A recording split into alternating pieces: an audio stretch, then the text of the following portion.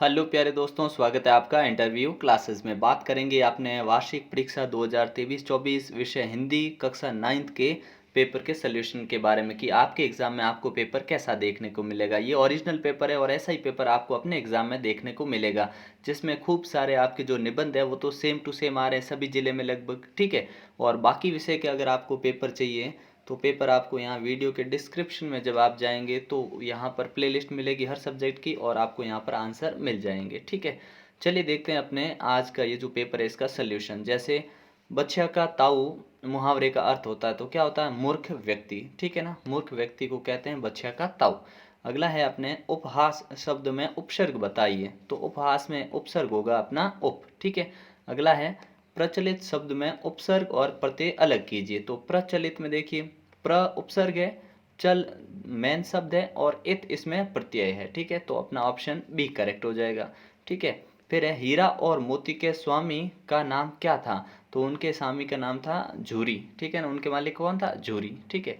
अगला है अपने तिब्बत में बौद्ध भिक्षु को क्या कहते थे, तो उनको नम से कहा जाता है। बौद्ध भिक्षु को क्या नम से कहा जाता है, ठीक है। ये इंपॉर्टेंट क्वेश्चन है जो आपके पेपर में आपको देखने को मिलेंगे, ठीक है ना। तो इनको अच्छे से प्रैक्टिस कर लें और खूब सारे पेपर आपको इस चैनल पर अपलोड किए जा रहे हैं, जिसमें आपके हिंदी, विज्ञान, संस्कृत, सामाजिक, गणित सभी के पेपर, इंग्लिश वगैरह सभी के पेपर यहाँ आपको मिल जाएंगे, मोस्ट इंपॉर्टेंट क्वेश्चंस मिल जाएंगे, ठीक है। फिर अगला है उपभोक्तावाद की संस्कृति किसकी गिरफ्त में आ रहे समाज की वास्तविकता को प्रस्तुत करता है, तो ये बाजारवाद, ये ऑप्शन अपना करेक्ट हो जाएगा इसमें। अगला क्वेश्चन देखते हैं अपने कि सांवले सपनों की याद पाठ के लेखक कौन है, तो इनके लेखक है अपने जाबिर हुसैन। कौन है? जाबिर हुसैन। ऑप्शन हो जाएगा बी करेक्ट, ठीक है। अगला प्रश्न है कि तुम पर्दे का महत्व नहीं जानते, हम पर्दे पर कुर्बान हो रहे हैं, यह पंक्ति किस पाठ की है, तो ये है अपने प्रेमचंद के फटे जूते पाठ से, ठीक है। अगला है अपना महादेवी वर्मा को बचपन में किस चीज़ का शौक था, इसको आप इस 9th क्वेश्चन का आप आंसर है कमेंट सेक्शन में लिखना, ठीक है। अगला देखते हैं कि किसको सब श्वासों की श्वास में कहा गया है, तो ईश्वर को कहा गया है। किसको? ऑप्शन ब हो जाएगा ईश्वर। फिर है रसखान किसकी भक्ति में लीन रहते थे, तो रसखान रहते हैं अपने कृष्ण की भक्ति में। ऑप्शन ए हो जाएगा करेक्ट आंसर। फिर है आधी रात को किसकी चीख कवि को विचलित कर देती है, तो ये हो जाएगा कोकिला। क्या? ऑप्शन ए करेक्ट हो जाएगा, ठीक है। नेक्स्ट क्वेश्चन है अपने ललध्यद द्वारा रचित रचना को क्या कहा जाता है, इसका आंसर भी आपको कमेंट सेक्शन में बताना है, ठीक है ना। बड़ा ही सिंपल सा क्वेश्चन है, कमेंट सेक्शन में आंसर जरूर दीजिएगा, ठीक है। तो अपने इसका हो जाएगा अपने शिशिर ऋतु, ठीक है। और ऊपर वाले का आप क्या लिखेंगे? इसका लिख देंगे वाक, ठीक है ना। स ऑप्शन हो जाएगा और इसका भी स हो जाएगा। अगला है अपने मेघ आए कविता में पाहुन किसे कहा गया है, तो पाहुन किसको कहा है? मेघ को कहा है, ठीक है ना। ऑप्शन बी करेक्ट हो जाएगा। फिर अगला है बच्चे काम पर जा रहे हैं कविता के कवि कौन है, तो ये राजेश जोशी है। कौन है? राजेश जोशी। नेक्स्ट क्वेश्चन देखते हैं 1949 में लेखक ने कौन सी नदी में बाढ़ के बारे में बताया, तो ये अपने है स ऑप्शन महानदी, ठीक है। अगला क्वेश्चन है अपने जिसमें मेरे संग की औरतें पाठ के आधार पर कैसे इंसानों को श्रद्धा से देखा जाता है, इसका आंसर देखिए। इसका आंसर आपको कमेंट सेक्शन में बताना कि कौन सा ऑप्शन अपने करेक्ट होगा, ठीक है। रीढ़ की हड्डी एकांकी का प्रमुख पात्र कौन है, तो उमा है, ठीक है। उमा और शंकर दोनों है, लेकिन आप ऑप्शन इसमें द कर देंगे, ठीक है। फिर अपने लिए रिक्त स्थान वाले प्रश्न देखिए, जिसमें किसी व्यक्ति के गुण, रूप, गुण आदि को व्यक्त करने वाले विशेषण को हम क्या कहते हैं? गुणवाचक विशेषण, ठीक है। हिंदी में प्रयुक्त होने वाले कारक चिन्हों को डैश कहते हैं। कारक चिन्हों को क्या कहते हैं हम हिंदी में प्रयुक्त होने वाले कारक चिन्हों को? इसका आंसर लिख देंगे परसर्ग, ठीक है ना। क्या लिखेंगे? परसर्ग, ठीक है ना। क्या? हिंदी में प्रयुक्त होने वाले कारक चिन्हों को परसर्ग कहा जाता है, ठीक है। जिसमें हम पढ़ते हैं कर्ता ने कारक कर्म को ऐसे, ठीक है। फिर है अपने कि जो क्रिया बिना कर्म के पूर्ण अर्थ प्रकट करे उसे कहते हैं अकर्मक क्रिया। क्या कहते हैं? अकर्मक क्रिया। फिर है वाक्य के प्रारंभ में डैश कारक पद होता है, तो कर्ता कारक होता है वाक्य के प्रारंभ में। कौन होता है? कर्ता कारक, ठीक है।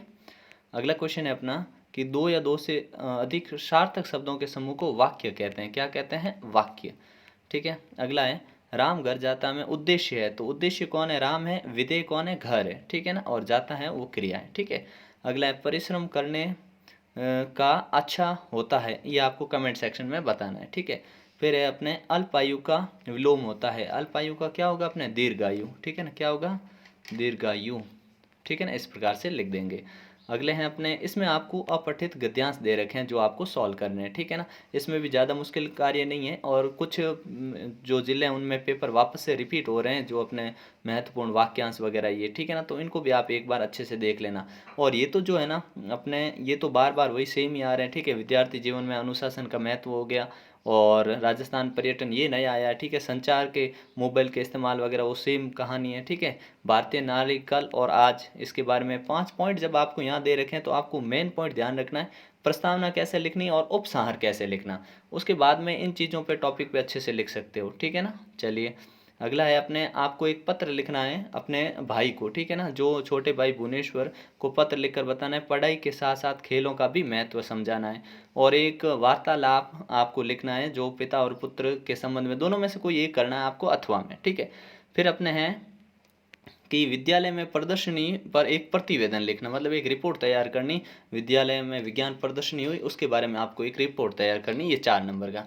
उसके बाद में अपने गद्यांश पूछे जाएंगे, पठित गद्यांश जो अपने किताब में से दिए हुए होंगे, ठीक है, और इनसे आपसे प्रश्न पूछे जाएंगे, ठीक है। और अथवा में मिलेंगे, इसमें ऑप्शन मिलेंगे तो दिक्कत वाली ज़्यादा बात होती नहीं।